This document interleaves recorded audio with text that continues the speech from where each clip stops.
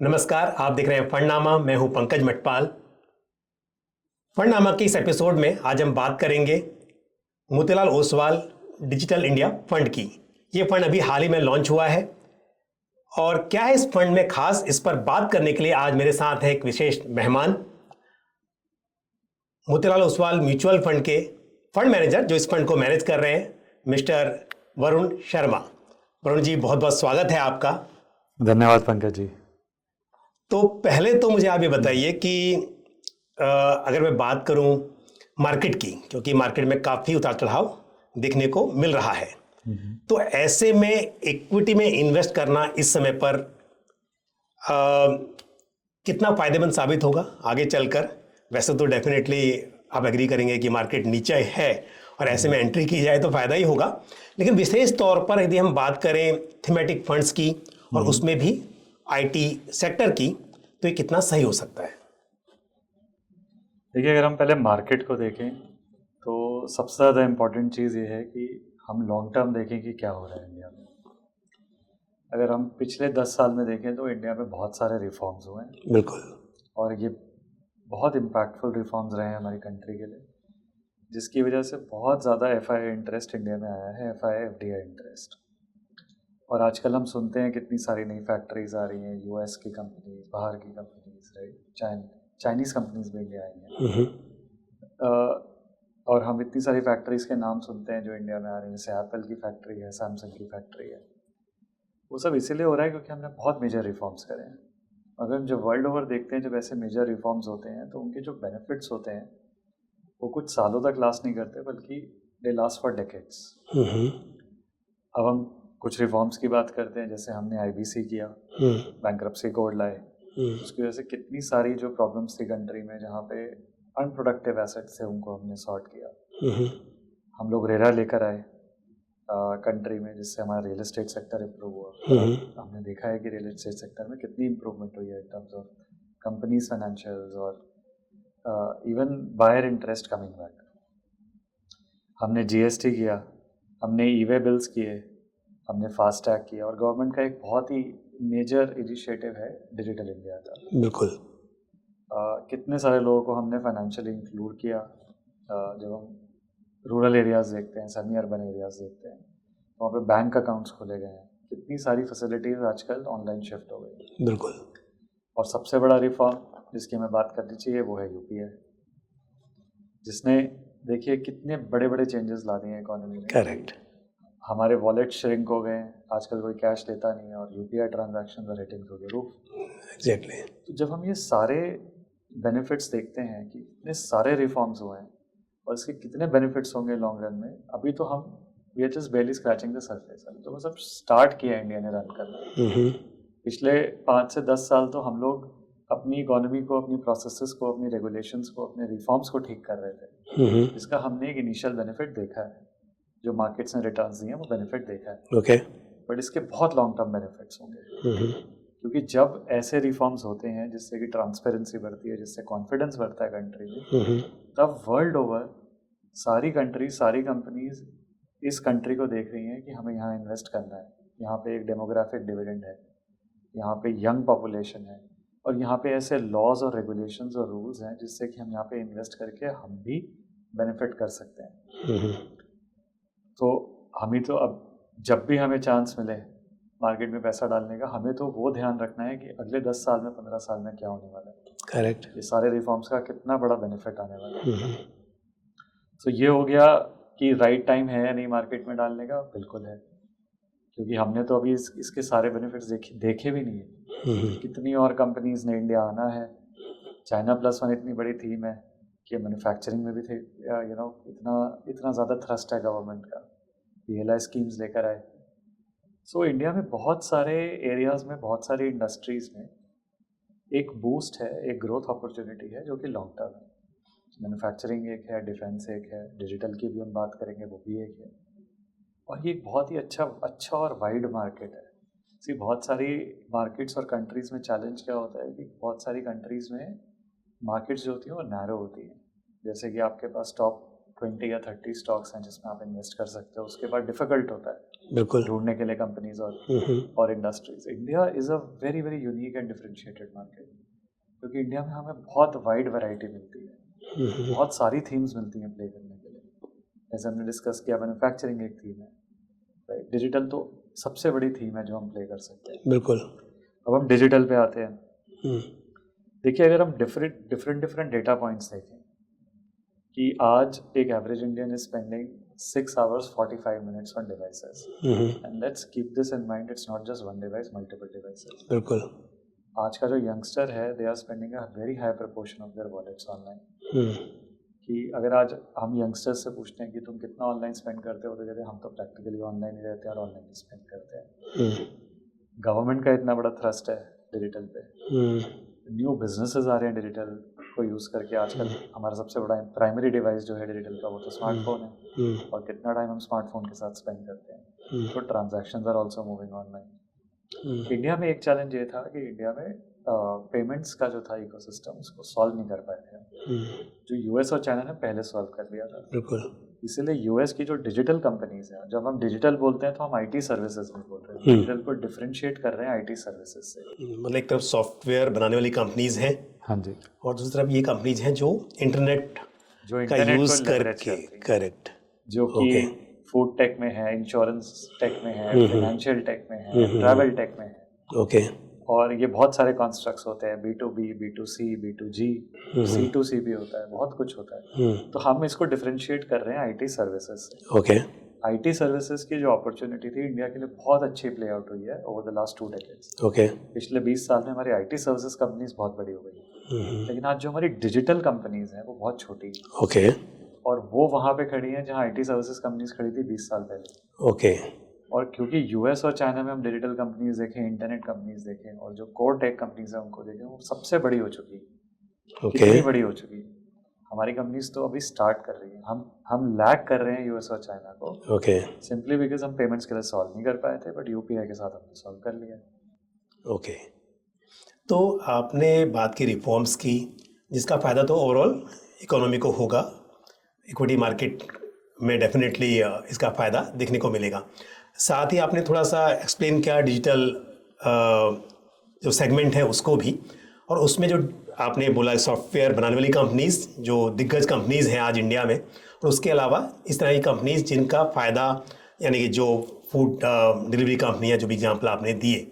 लेकिन अगर मैं बात करूं आने वाले समय में, तो क्या ये मान के चला जाए कि अब जो समय है वो ज़्यादा इस तरह की कंपनीज़ का है जो कि आईटी इनेबल्ड कंपनीज़ हैं, सर्विस में हैं, कंपेयर टू सॉफ्टवेयर कंपनीज़? ऐसा रहेगा क्या, या फिर दोनों के लिए ही स्कोप है? देखिए, जैसे मैंने आपको बताया, पिछले 20 साल में, 25 साल में हमारी आईटी सर्विसेज कंपनीज जो हैं वो काफ़ी बड़ी हो गई, और वो ग्लोबली भी काफ़ी आगे चली गई। उन्होंने बहुत एम्प्लॉयमेंट जनरेट किया, उनका साइज़ भी बहुत बड़ा हो गया, और वो बहुत ज़्यादा फास्ट ग्रो करेंगे as compare to the global IT services industry. But क्या होता है कि जब आप बहुत बड़े हो जाते हो तो देन उसके बाद कन्वर्जेंस होती है, कि जो ग्लोबल आईटी सर्विसेज है, जो इंडिया आईटी सर्विसेज है, उसमें कन्वर्जेंस दिखती है। इसकी वजह से उनके ग्रोथ रेट्स अभी कम हो गए हैं। अगर हम पिछले 10-15 साल में देखें तो वहाँ पे अब उतनी हाई ग्रोथ अपॉर्चुनिटी नहीं रही। ओके। जो हाई ग्रोथ अपॉर्चुनिटी है वो डिजिटल कंपनीज में, इंटरनेट कंपनीज में है, जो कोर टेक्नोलॉजी कंपनीज हैं, जो टेक्नोलॉजी को लेवरेज करके बिजनेसेस करती हैं इन वेरियस वर्टिकल्स। जैसे मैंने आपको बोला, रिटेल में है, ट्रैवल में है, फाइनेंशियल्स में है। तो ये वाली जो कंपनीज हैं, अब इनका टाइम शुरू हुआ है, क्योंकि इनके ग्रोथ रेट्स बहुत ज़्यादा हैं, और ये आज वहाँ खड़ी हैं इन टर्म्स ऑफ पेनिट्रेशन, जो हमारी आईटी सर्विसेज कंपनीज खड़ी थी 20 साल पहले। ओके। उस टाइम पे पेनिट्रेशन कम थी, अब हमने काफ़ी पेनिट्रेशन अचीव कर ली है, काफ़ी अच्छा स्केल अचीव कर लिया। डिजिटल कंपनीज की जो पेनिट्रेशन और स्केल है आज बहुत छोटा है, और अगले 10, 15, 20 साल में इनका स्केल बहुत ज़्यादा बढ़ेगा। और जब हम ग्रोथ रेट्स देखते हैं इन कंपनीज की, तो वो इतनी हेल्दी हैं कि हमें वो अपॉर्चुनिटी दिख रही है। और देखिए, लॉन्ग रन में जो स्टॉक प्राइसेस होते हैं या मार्केट्स होती हैं, वो रिवॉर्ड बिजनेस ग्रोथ को करती हैं, और बिजनेस ग्रोथ होना बहुत ज़्यादा ज़रूरी है उस चीज़ के लिए। लेकिन वैल्यूएशंस के हिसाब से अगर बात की जाए, जिस हिसाब से हम मार्केट की, अगर हम ब्रॉडर मार्केट की वैल्यूएशन देखें और कंपेयर टू सेक्टर वैल्यूएशंस, हम डिजिटल या आईटी सेक्टर की बात करते हैं, तो उस हिसाब से कैसा लगता है कि मतलब अगेन, क्योंकि कुछ सेक्टर्स में या कुछ मार्केट सेगमेंट में वैल्यूएशंस काफ़ी एक्सपेंसिव हैं। बट हम स्पेसिफिकली अगर बात करें आईटी सेक्टर की और जिस तरह की कंपनीज़ की आप बात करें, उन कंपनीज़ की बात कर लें जो भी आपके मन में है या जो आपके पोर्टफोलियोज़ में है, उस हिसाब से क्या लगता है कि ये सही समय है इन्वेस्ट करने का? ओवरऑल जी तो एग्री विद यू, जो आपने पूरा स्टोरी बताई, आप फुल्ली कन्विंस्ड कि ये बिल्कुल सही बात है कि आने वाले समय इस तरह की कंपनीज़ का रहेगा। लेकिन इस वक्त के हिसाब से यदि बात की जाए तो वैल्यूएशंस कैसी लगती हैं? तो देखिए, जब हम स्टॉक प्राइस रिटर्न्स एक्सपेक्ट करते हैं उसके दो कंपोनेंट्स होते हैं। एक होता है बिजनेस ग्रोथ, बिजनेस कंपाउंडिंग, और दूसरा होता है वैल्यूएशन। ओके। राइट। जहाँ पे भी stock prices they run ahead of business growth, वहाँ पे वैल्यूएशंस इंप्रूव होती है। ओके। और वहाँ पे मार्जिन ऑफ सेफ्टी कम होती है। हमने कुछ सेक्टर्स में या कुछ कंपनीज में ऐसा देखा है कि stock prices have run a far ahead of the business growth, so वहाँ पे वैल्यूएशन से कंफर्ट और सपोर्ट नहीं आता। जब हम डिजिटल देखते हैं और हम डिजिटल में स्टॉक प्राइस ग्रोथ देखते हैं और बिजनेस ग्रोथ देखते हैं, तो what we have observed is that businesses are growing faster than the stock price growth. Okay. Right. If my stock price grows by 100% but and my business grows by 200%, I know that my business is compounding faster than my stock price, as an example. ठीक है। सो जब हम इस factor को use करते हैं और देखते हैं तो हमें वैल्यूएशंस काफ़ी इंटरेस्टिंग लगती हैं और हमें मार्जिन ऑफ सेफ्टी अच्छी लगती है। ओके। कि जो बिजनेस ग्रोथ हुआ है in lot of companies, even in this sector, business growth has been far higher than the stock price growth. So वहाँ पे हमें मार्जिन ऑफ सेफ्टी बेटर दिखता है, वहाँ पे हमें वैल्यूएशंस बेटर दिखती हैं जिन कंपनीज में ऐसा हुआ है। ओके। और इसमें काफ़ी सारी ऐसी कंपनीज हैं इस सेक्टर में जहाँ पे हमने ये ऑब्जर्व किया है। ओके। और देखिए, इंडिया में हमारे पास एक लग्जरी है कि हम देख सकते हैं कि यूएस, चाइना और बाकी सारी इकोनॉमीज़ में क्या हुआ है, और हमने ये ट्रेंड देखा है पास्ट में कि over the long term stock prices will react to business growth. Okay. जितनी बड़ी कंपनी हो, इसी एज इन्वेस्टर्स एंड एनालिस्ट हम लोग वैल्यूएशंस को बहुत ज़्यादा टारगेट नहीं कर सकते। सबसे पहला जो हमारा प्राइमरी ऑब्जेक्टिव है, जो प्राइमरी रोल है, वो ये है बिजनेस ग्रोथ को समझना, बिजनेस ग्रोथ की असेसमेंट करना। और जहाँ पे businesses are growing at a phenomenal rate, very high rate, और वहाँ पे stock prices are not catching up to that growth, वहाँ पे हमारे लिए ज़्यादा अच्छी अपॉर्चुनिटी क्रिएट होती है in terms of valuation. Okay. और एक बात बताइए मुझे, आई एग्री विद यू कि आपने जो एग्जांपल दिया कि ग्रोथ अपॉर्चुनिटी ज़्यादा है तो इसके लिए यहाँ पर पैसा बनेगा। लेकिन अगर मैं बात करूँ इस फंड की, Motilal Oswal digital India fund की, तो इस फंड को आप किस तरह मैनेज करेंगे या कर रहे हैं, बल्कि ये कहना सही होगा, अब तो फंड लॉन्च हो चुका है। एक तो नंबर ऑफ स्टॉक्स को लेकर, क्योंकि देखा जाता है कि एज अ फंड हाउस यहाँ पर नंबर ऑफ स्टॉक्स कम रहते हैं, यानी कि फोकस अप्रोच रहती है। तो क्या इस फंड का पोर्टफोलियो भी इस तरह का है? और फंड सिलेक्शन को लेकर आपकी क्या स्ट्रेटेजी है? देखिए, हमने इसको डिजिटल फंड बोल के ही लॉन्च किया है क्योंकि हम इसे true to level digital fund रखना चाहते हैं, okay. Which invest in digital companies, और हमारा एक्सपोजर हम आईटी सर्विसेज को कम रखना चाहते हैं। ये एक बड़ा डिफ्रेंशिएटिंग फैक्टर है, बिकॉज जनरली देखा जाता है कि जो बड़ी आईटी दिग्गज कंपनीज हैं वो आपके पोर्टफोलियो में मतलब इन जनरल मिलती हैं, लेकिन अगर बात करें आपके फंड की तो आप ऐसा कह रहे हैं कि उनको कम वेटेज दिया जाएगा compare to digital companies. Okay. तो डिजिटल कंपनीज का वेटेज ज़्यादा होगा क्योंकि हम मोतीलाल ओसवाल में जब फंड्स कंस्ट्रक्ट करते हैं, हम फोकस करते हैं बिजनेस ग्रोथ के ऊपर, okay. Concentrated high conviction bets, okay. And business growth is the most important thing. अगर बिजनेस ग्रोथ नहीं होगी तो फिर स्टॉक रिटर्न्स कैसे होंगे? बिल्कुल। अगर बिजनेस ग्रोथ नहीं होगी तो स्टॉक रिटर्न्स के लिए वैल्यूएशन इंप्रूवमेंट चाहिए, बट वैल्यूएशन इंप्रूवमेंट किसी के कंट्रोल में नहीं होती। ओके। राइट। और it's not easy to assess. What is important is that businesses should continue to compound. Then eventually when businesses become big, there is an opportunity कि valuations might also improve. Understood. But हमारा focus हमेशा business growth पे रहता है। इस fund में हम लोग लार्जली डिजिटल कंपनीज रखेंगे। हो सकता है कि कुछ आईटी सर्विसेज एक्सपोजर हो, डिपेंडिंग ऑन द सिचुएशन, कि कहीं पे वैल्यूएशन बहुत अट्रैक्टिव लग रही है तो थोड़े टाइम के लिए रख सकते हैं, या फिर अगर किसी कंपनी की एक यूनिक स्ट्रैटेजी है जिसकी वजह से वो ज़्यादा ग्रो कर रहे हैं तो वो भी इस पोर्टफोलियो का पार्ट हो सकते हैं within IT services. But we don't want to construct a fund purely on IT services. We want to construct a fund जिसमें सबसे ज़्यादा डिजिटल एक्सपोजर हो। ओके। और नंबर ऑफ स्टॉक्स कितने होंगे इन जनरल, और अभी कितने स्टॉक्स हैं अभी पोर्टफोलियो में लगभग? प्रोसेस और थॉट प्रोसेस एकदम सेम है कि वही कॉन्सेंट्रेटेड पोर्टफोलियोज होंगे। ओके। जो टिपिकली हमारे बाकी सारे फंड्स में 25-30 स्टॉक्स का portfolio. Similar thought process. Okay. अभी भी उतने स्टॉक्स लगभग हैं ऐसा? अभी तो फंड अंडर डेवलपमेंट है, but thought process is not different from what how we manage Motilal Oswal funds. Okay. और स्टॉक सिलेक्शन के पीछे क्या मतलब किस तरह से रहेगा स्टॉक सिलेक्शन, उसकी स्ट्रेटजी क्या रहेगी, उसको थोड़ा बताइए।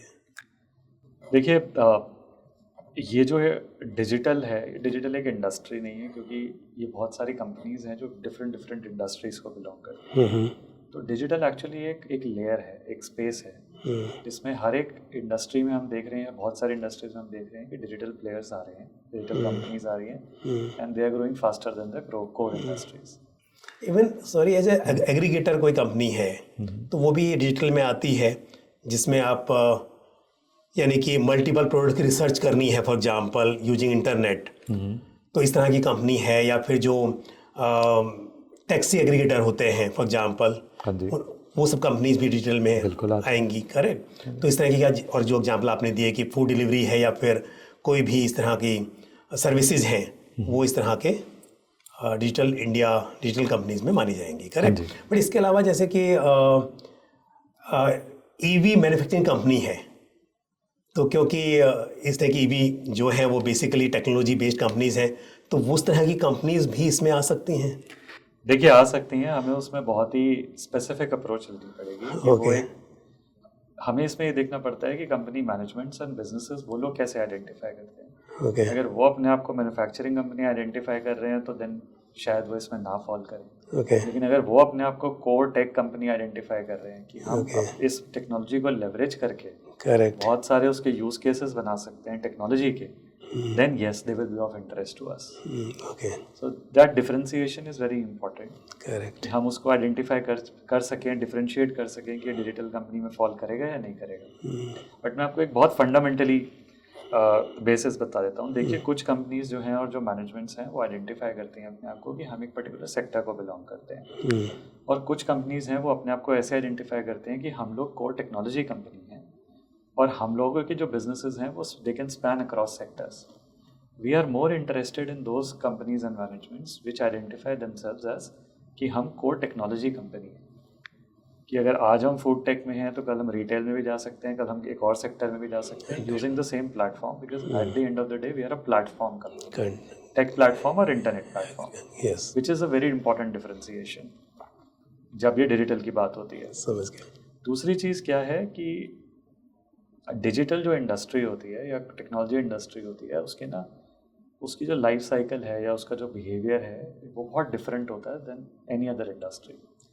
जैसे हम कोई भी अगर और इंडस्ट्री देखते हैं, चाहे हम रियल एस्टेट देख लें, बैंक्स देख लें, सीमेंट देख लें, कहीं भी देख लें, तो हमने यूजुअली ऑब्जर्व किया है कि देयर आर मल्टीपल प्लेयर्स को existing profitably, and it's been वो पिछले 10, 15, 20 साल से 30 साल से हो रहा है।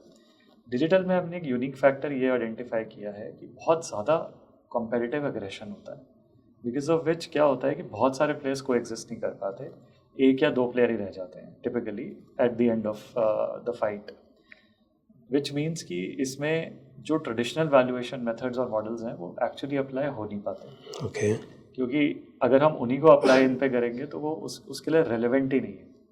अब देखिए, सबकी इंडस्ट्रीज़ में क्या होता है कि एक स्पेशलाइजेशन होती है, हमारी इंडस्ट्री में भी इस स्पेशलाइजेशन की रिक्वायरमेंट है कि हमारे जो बिजनेस मेथड्स हैं या जो वैल्यूएशन मेथड्स हैं, they should change, they should adapt to the new normal.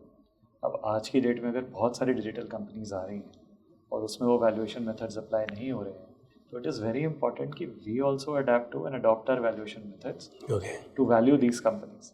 अगर हम इन्हीं कंपनीज को पुराने वैल्यूएशन मेथड से अप्लाई करेंगे या उनसे वैल्यू करने की कोशिश करेंगे तो हमें कुछ रिजल्ट नहीं मिलता। और ये चीज़ हमने पहले भी सॉल्व करी है, और ये चीज़ हमने सॉल्व कर रखी है डिजिटल फंड को लॉन्च करने से पहले, कि हमारे पास वो इकोनोमेट्रिक मॉडल्स, हमारे पास वो इक्वेशंस हैं to value these companies in a different way and reliably and appropriately. So this thing is very important. So हमें टॉप डाउन भी देखना है, हमें बॉटम अप भी देखना है, हमें अप्रोप्रिएट वैल्यूएशन भी करनी है, And when everything comes together is when we decide whether or not we want to invest in the company. उसके बाद भी एक वेरी इंपॉर्टेंट फैक्टर है कि कितना वेट रखना है पोर्टफोलियो। उसमें भी मेजर कंसिडरेशंस हैं कि हो सकता है मेरे को 2 कंपनीज में सेम अपॉर्चुनिटी दिख रही हो और वो दोनों कंपनीज पोर्टफोलियो का पार्ट हो, लेकिन एक कंपनी में बहुत ज़्यादा रिस्क हो vis-a-vis other, and so एक कंपनी का वेट कम हो सकता है, एक कंपनी का वेट बहुत ज़्यादा हो सकता है। तो इसमें मल्टीपल चैलेंजेस हैं, इसमें एक इंडस्ट्री नहीं है, इसमें सेवरल कंपनीज हैं, बहुत डायनामिक हैं, बहुत अग्रेसिव होती हैं, वैल्यूएशन असेस करना बहुत डिफ़िकल्ट काम है और उसके बाद फंड कंस्ट्रक्ट करना बहुत डिफ़िकल्ट काम है। बट हमने इन सब चीज़ों पे मेहनत करके इस चीज़ को सॉल्व किया है पहले। उसके बाद ही हमने ये स्ट्रैटेजी बनाई है which is very unique and differentiated in the market. But we realise कि we need to do this because if we don't then we will miss out on a very high growth opportunity. तो अगर compare करें benchmark index के साथ तो यहाँ पर active share कितना होगा? बहुत ज़्यादा होगा, बहुत ज़्यादा होगा, बहुत ज़्यादा होगा। ओके, तो ये इंडेक्स हगिंग इंडेक्स नहीं रहेगा। हाँ।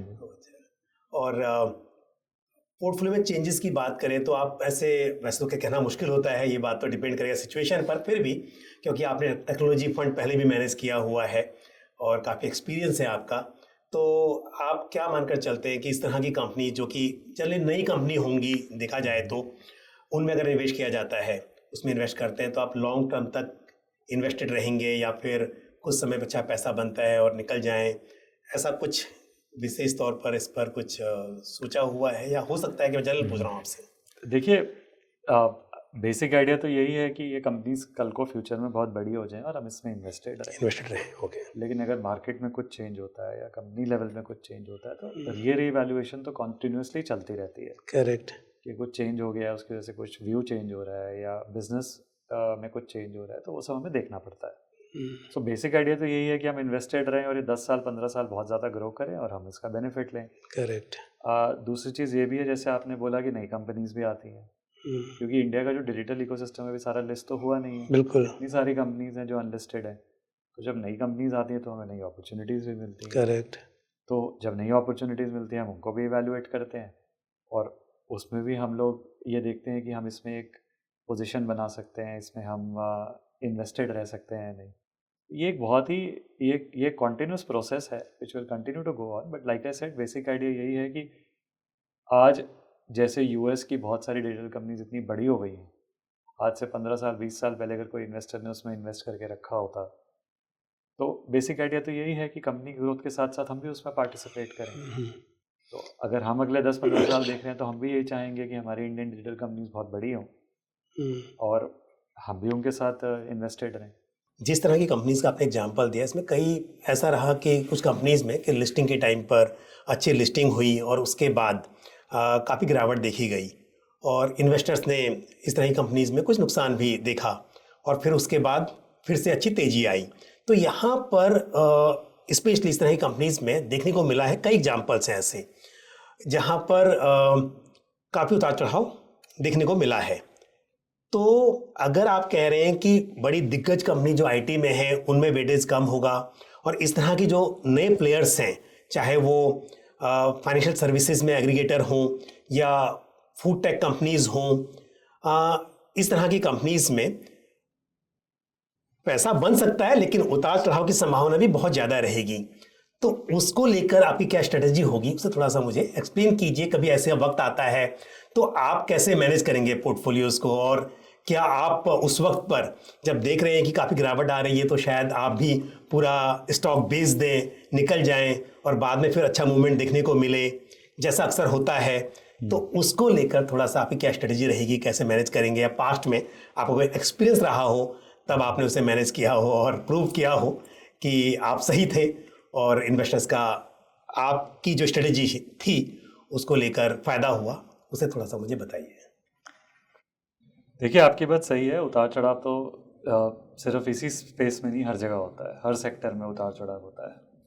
पर यहाँ पर थोड़ा ज़्यादा देखा गया, मैं नाम नहीं ले रहा हूँ कुछ स्टॉक्स के, लेकिन जो लिस्टिंग में उन्होंने पैसा अच्छा बनाया, फिर बाद में नुकसान हुआ और फिर दोबारा से उनमें तेज़ी देखी गई, या फिर ऐसा भी था कि लिस्टिंग के टाइम पर वहाँ पर अच्छे गेंस नहीं देखने को मिले या आईपीओ प्राइस से भी कम पर लिस्टिंग हुई लेकिन बाद में अच्छी तेज़ी देखी गई। तो इस हिसाब से ये बात शायद जो आईटी में दिग्गज कंपनीज हैं वहां पर शायद आपको कम देखने को मिलेगा, क्योंकि ऑलरेडी हम वहां पर अच्छी ग्रोथ देख चुके हैं और वहां पर शायद अब स्टेबिलिटी देखी जा सकती है। उस हिसाब से मैंने स्पेशली इस बात को यहाँ पर रखा है। आपकी बात एकदम ठीक है। देखिए, जैसे मैंने आपको बताया, कंपनीज अभी छोटी हैं, स्पेस स्मॉल है, ग्रो कर रहा है। जब भी बेस कम होता है और कंपनी बड़ी नहीं हुई होती है, उसमें स्टेबिलिटी और वो थोड़ा कम होता है। करेक्ट। राइट। जब कंपनीज छोटी होती हैं तो ग्रोथ भी ज़्यादा, बहुत सारी कंपनीज में ग्रोथ ज़्यादा होती है, तो ये वॉलेटिलिटीज़ चलती रहती हैं। इस वॉलेटिलिटी का लॉन्ग टर्म में कोई ज़्यादा इम्पैक्ट होता नहीं है, एज लॉन्ग एज हमारा जो फोकस है वो बिजनेस पे है। बिल्कुल। कि एज लॉन्ग एज बिजनेस ठीक कर रहा है, बिजनेस अच्छा कर रहा है, मैनेजमेंट्स ठीक कर रही है, स्ट्रैटेजी ठीक है, तो eventually businesses, stock prices will also come back. देखिए, इसमें एक और प्रॉब्लम जो मैंने आपको स्टार्टिंग में बताई कि वॉलेटिलिटी होने का एक रीज़न मार्केट में ये भी होता है कि जब हम कॉन्फिडेंट फील नहीं कर रहे हैं कि हम इस कंपनी को जानते हैं, इसको कैसे वैल्यू कर रहे हैं, तो फिर एक बहुत अनसर्टेनिटी क्रिएट होती है, थोड़ा सा डिफ़िकल्टी क्रिएट होती है कि कहाँ पे जाके ये राइटली वैल्यूड है, कहाँ पे नहीं है। राइट। जब हमें एक कॉन्फिडेंस है अपने मॉडल्स पे, या जब हमें एक अंडरस्टैंडिंग है कि यहाँ पे वैल्यूएशन सस्ते हैं, यहाँ पे वैल्यूएशन ज़्यादा है, तभी तो हम उस चीज़ का बेनिफिट उठा सकते हैं। सही बात है। तो मेरे पिछले रोल में भी ये जो आपने पूरा पैटर्न बताया जो हुआ था, मेरे पिछले रोल में भी मैंने देखा।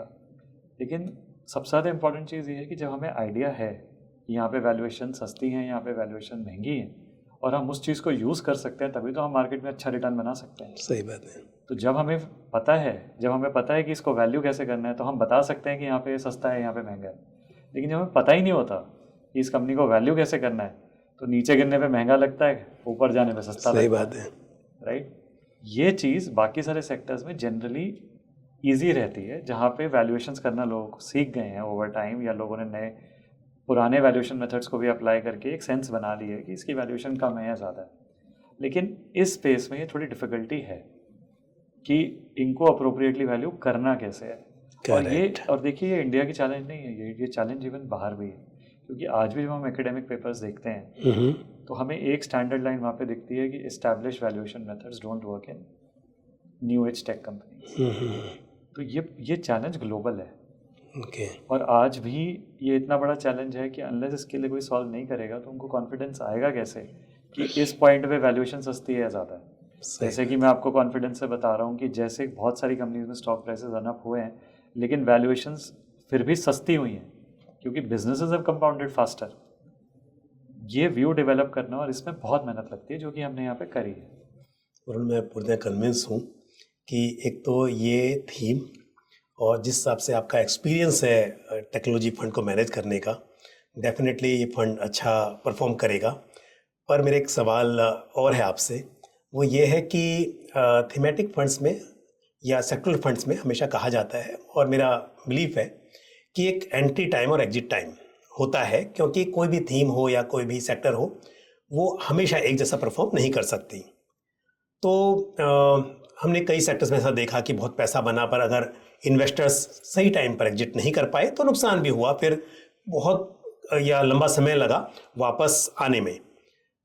तो अगर मैं बात करूं ये न्यू एज टेक्नोलॉजी कंपनीज की या इस थीम की, आईटी सेक्टर तो ओवरऑल अलग बात है, बट स्पेशली हम बात करते हैं इस फंड की जिसे आप मैनेज कर रहे हैं, तो Motilal Oswal digital India fund, इस फंड को लेकर भी क्या इन्वेस्टर्स को सावधान रहना चाहिए कि उन्हें कब एग्जिट करना है? एंट्री की बात तो ठीक है, आप कह रहे हैं समय बिल्कुल सही समय है, आप इसमें एंटर कर लीजिए, लेकिन क्या ये लॉन्ग टर्म थीम है जहां पर आप अपने पोर्टफोलियो में इसे अपने कोर पोर्टफोलियो में रख सकते हैं, या फिर एक टैक्टिकल एलोकेशन के हिसाब से इसमें थोड़ा एलोकेशन करें और ध्यान रखें कि आपको कब यहाँ से एग्जिट करना है? तो क्या आप कहेंगे इसके बारे में? देखिए, पहले तो हम फंडामेंटल ड्राइवर्स की बात करते हैं कि क्या हो रहा है। ओके। अगर आज all India averages 6 hours 45 minutes हैं, which is digitally connected in a day, that is almost half of our waking time, right? So an average Indian is spending 50% of their productive waking time online. Yet the numbers that we get is that they are spending only very small fraction of their wallets online. Okay. Low single digits. सो हम इतना ज़्यादा time online spend कर रहे हैं और digital spend कर रहे हैं, लेकिन वॉलेट स्पेंड इतने कम है। वो ये चीज़ तो टाइम होती नहीं है, कन्वर्जेंस तो होगी। कन्वर्जेंस क्यों होगी? क्योंकि अगर एक इंडिविजुअल इतना ज़्यादा टाइम ऑनलाइन स्पेंड कर रहा है तो बिजनेसेस उसे कहाँ टारगेट करेंगे? बिजनेसेस भी तो वहीं टारगेट करेंगे ना जहाँ इंडिविजुअल प्रेजेंट है। दूसरी चीज़ ये, जब मैंने आपको बताया कि जब हम यंगस्टर्स को देखते हैं तो youngsters are spending a very high proportion of their wallets online. Okay. Today you must do this survey wherever you go. आप जाके पूछे यंगस्टर से कि कितना पैसा आप ऑनलाइन स्पेंड करते हो of your total spend, and some places we are hearing very high numbers. True. Right. अब अगले 10 15 20 साल में क्या होगा? जब डेमोग्राफिक चेंज होगा, people in the age groups of 45 to 60 or 40 to 60 will move out of the working population. People in the youngsters today will move into the working population. Then those people जो उस time पे earn कर रहे होंगे वो कितना high proportion of their wallets online spend कर रहे होंगे। तीसरी चीज़ हम क्या ऑब्जर्व कर रहे हैं कि डिजिटल कंपनीज की जो ग्रोथ रेट्स हैं वो बहुत ज़्यादा हैं उनकी कोर इंडस्ट्रीज से। एक और चीज़ जो हम ऑब्जर्व कर रहे हैं वो ये है कि ये जो डिजिटल कंपनीज हैं बहुत ज़्यादा एंटरप्रेन्योरियल है। ये जिस रेट पे न्यूअर सेगमेंट्स डेवलप करते हैं, और ये हमने पैटर्न देखा है यूएस में भी, चाइना में भी, कि बहुत सारी डिजिटल कंपनीज ने जिस रेट पे नए सेगमेंट्स डेवलप किए हैं वो it has been phenomenal, which is not observed anywhere else. Because जब आप एक बार प्लेटफॉर्म बना लेते हो और आप कस्टमर को हुक कर लेते हो और कस्टमर को एंगेज कर लेते हो, उसके बाद आप कस्टमर को और सर्विसेज दे सकते हो quickly at a very low fraction of capital. And that is Y आपका वो जो क्वेश्चन था कि क्या हमें एक इसको टैक्टिकली देखना चाहिए, this should be core allocation. Okay. Simply because हम लोग इतना ज़्यादा high amount of time spend कर रहे हैं, हमारे यंगस्टर्स जो इतना high amount of wallet spend online कर रहे हैं। UPI is growing leaps and bounds, it's everywhere, right. कहाँ पे यूपीआई आज एक्सेप्ट नहीं होता? इवन वो नारियल पानी वाला भी आजकल एक्सेप्ट करता है ऑनलाइन पेमेंट। तो actually this has to be a very important core theme of the portfolio, and that is why Motilal Oswal में हम लोगों ने इसके ऊपर सबसे ज़्यादा थ्रस्ट इसलिए रखा है, और बाकी सारे पोर्टफोलियोज में भी इसके ऊपर थ्रस्ट रखा है कि this is the most important thing. बहुत इंपॉर्टेंट पॉइंट आपने कहा कि इसका मतलब, क्योंकि अक्सर अगर हम बात करें तो हम यही बात करते हैं, मतलब मैं अगर अपनी भी बात करूं, मेरी राय भी ये होती है कि डाइवर्सिफाइड पोर्टफोलियो होना चाहिए अपने गोल के हिसाब से लॉन्ग टर्म के लिए। और ये जो भी थीम्स हैं, सेक्टर्स हैं, आप अपने पोर्टफोलियो में छोटा हिस्सा रखिए और इसका ध्यान रखिए कि जब वो थीम प्ले आउट हो जाए तो आप वहाँ से एग्जिट भी करें सही समय पर। और क्योंकि सेक्टर्स रोटेट करते रहते हैं, थीम्स रोटेट करती रहती हैं, इसलिए ज़रूरी हो जाता है। बट जो आपने मुझे यहाँ पर एग्जांपल्स दिए या फिर एक्सप्लेन किया, तो उससे तो ये बात मैं एग्री करता हूँ आपके साथ में कि इन्वेस्टर के पोर्टफोलियो में ये फंड एक लॉन्ग टर्म फाइनेंशियल गोल से अलाइन करते हुए रहना चाहिए। और कोई बात आप बताना चाहें इस फंड के बारे में? एक चीज़ और इम्पॉर्टेंट ये है, जैसे आपने बोला कि हमें टाइमिंग करनी चाहिए एग्जिट की और ये सब। देखिए नहीं, आप मेरी बात से सहमत हैं कि मतलब इन जनरल बात कर रहा था मैं, इस फंड की बात नहीं कर रहा हूँ। बट क्योंकि कोई भी सेक्टर्स हैं, सेक्टर्स रोटेट करते हैं, तो अगर मैं सेक्टर फंड में इन्वेस्ट कर रहा हूँ तो पर्पज़ यही होता है कि ब्रॉडर मार्केट को आउट परफॉर्म कर सके। पर हमेशा तो एक ही सेक्टर आउट परफॉर्म नहीं करेगा, तो इसके लिए अगर सेक्टरल फंड में इन्वेस्ट करना है तो आप समय समय पर वो सेक्टर जहाँ पर पोटेंशियल दिखाई दे रहा है उसमें इन्वेस्ट करें। और जब वो सेक्टर किसी भी वजह से आपको लगे कि अब यहाँ पर उतना स्कोप नहीं है, उतनी गुंजाइश नहीं है, तब आप वहाँ से एग्जिट करके दूसरे सेक्टर में एंटर करें। आप एकदम ठीक कह रहे हैं, लेकिन इसमें क्या हुआ है कि हम लोगों ने टिपिकली सेक्टोरल और थीमेटिक फंड्स को साथ में क्लब करना शुरू कर दिया जी, in terms of our thought process, जो कि हमें नहीं करना चाहिए। बिल्कुल। जब हम सेक्टर बोलते हैं तो हमें पता है कि वो सारी कंपनीज एक सेक्टर को बिलोंग करती हैं। तो जब कोई भी इंडस्ट्री इवेंट होता है या सेक्टर इवेंट होता है तो वो सारी कंपनीज को इम्पैक्ट करता है। करेक्ट, राइट, बिल्कुल। लेकिन जब हम थीमेटिक की बात करते हैं, मल्टीपल सेक्टर्स हो सकते हैं, वो मल्टीपल सेक्टर्स हो जाते हैं, वो डाइवर्सिफाइड हो जाते हैं। जैसे आपने एक एग्जांपल दिया कि कुछ स्टॉक्स नीचे गए लेकिन कुछ स्टॉक्स ऊपर गए, वो इसलिए हुआ क्योंकि वो सेक्टर कोरिलेशन नहीं था उन स्टॉक्स में। लो था। जब हम थीम देखते हैं और थीम का लेयर देखते हैं तो हमें उसकी लॉन्जिविटी भी डिटरमिन करनी चाहिए। आज अगर मैं कोई थीम प्ले कर रहा हूँ तो वो 1 ईयर थीम है, 3 ईयर थीम है, या 5 ईयर थीम है, या 20 ईयर थीम है। अगर कोई बहुत ही ज़्यादा लॉन्जिविटी है किसी थीम की और वेरी हाई ग्रोथ पोटेंशियल है तो मेरे को उसको उतने टाइम के लिए प्ले करना है। अगर मैं उसको, अच्छा मैंने अभी सबको बताया, अगर हम इसको टाइम करने की कोशिश करेंगे तो लेट्स से कि हमने किसी कंपनी को देखा, हमें लगा कि ये स्टॉक बहुत चल गया, हम इसको टाइम करते हैं इससे एग्जिट करते हैं, स्टॉक बाय स्टॉक ही किया जा सकता है, but we have to think about the theme कि द फ्यूचर इज है।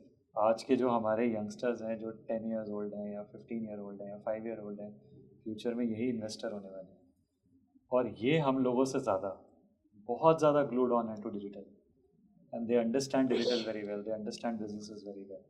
एंड जब हम इनको बताएंगे कि आप किस चीज़ में इन्वेस्ट करना चाहते हो, तो वो हमें बता रहे होंगे कि ये सब आप देखिए कि ये वाले बिजनेसेस हैं, डिजिटल बिजनेसेस जिनसे मैं इंगेज करके मैं परचेजेस करता हूँ। तो ये बेसिकली हमारा फ्यूचर है। सो एक तो हमें ये मिस्टेक नहीं करनी कि हम सेक्टर्स को और थीमेटिक्स को क्लब करें, बिल्कुल। और दूसरा ये है कि हमें ये असेसमेंट भी करनी है कि जो थीम अगर हम प्ले कर रहे हैं तो ये कितने टाइम के लिए प्ले कर रहे हैं, और उतने टाइम के लिए हमें उसमें इन्वेस्टेड रहना चाहिए। हाँ, आप ठीक कह रहे हैं कि कई बार मार्केट मेनिया होता है, यूफोरिया होता है, तब ऐसा हो जाता है कि stock prices go ahead of their business growth. उस चीज़ को हमें मैनेज करना है एज अ पोर्टफोलियो, क्योंकि हम करते रहेंगे, but as a theme this is a multi decade theme. Thank you very much. आपने बहुत ही सरल भाषा में और विस्तार से एक्सप्लेन किया इस फंड को, और मुझे उम्मीद है कि हमारे व्यूवर्स को डेफिनेटली और कॉन्फिडेंस आएगा, not only about the fund but overall जो आपने इस कॉन्सेप्ट को एक्सप्लेन किया कि किस तरह से new age tech companies better perform कर सकती हैं कंपेयर टू जो already well established IT companies हैं। तो थोड़ा सा मतलब एक, क्योंकि जब बात आती है टेक्नोलॉजी की तो ध्यान में वही बड़ी कंपनीज आती हैं, पर किस तरह से ये कंपनी जहाँ पर यंगस्टर्स ज़्यादा रोल प्ले कर सकते हैं, कंजम्पशन बढ़ सकता है, और कैसे ये फ़ायदेमंद साबित हो सकता है। So thank you very much, आपने समय निकाला। Thank you so much. बहुत ही विस्तार से एक्सप्लेन किया। तो ये थी कुछ जानकारी Motilal Oswal digital India fund के बारे में। मुझे उम्मीद है ये जानकारी आपको पसंद आई होगी। आपका कोई भी सवाल या सुझाव हो तो आप कमेंट बॉक्स में पोस्ट कर सकते हैं। फंडनामा के इस एपिसोड में इतना ही। इसी के साथ मुझे दीजिए इजाजत। अगले एपिसोड में फिर किसी इंपॉर्टेंट टॉपिक के साथ या किसी फंड मैनेजर के साथ इस तरह से चर्चा करते हुए आपसे मुलाकात होगी। नमस्कार।